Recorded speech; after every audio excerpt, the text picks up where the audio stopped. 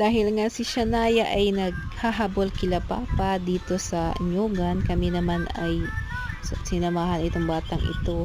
Ngunit sa hindi inaasahan ng mga pangyayari, yung pupunta namin ng Nyugan ay napunta diretso sa dagat. At ito na nga, nagtingin-tingin kami ng mga tanawin sa dagat at si Shopo in-enjoy ang pagkakataon na makapunta kami sa dagat. At kitang-kita nyo naman ang pagkamangha ng batang ito sa buhangin.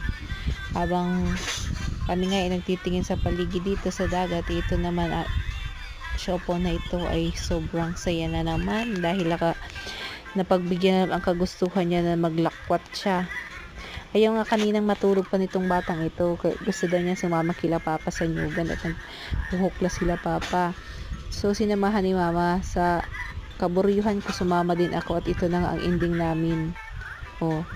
Tingnan mo, pinalakad ko siya ng magsolo at ito ang gusto niya eh.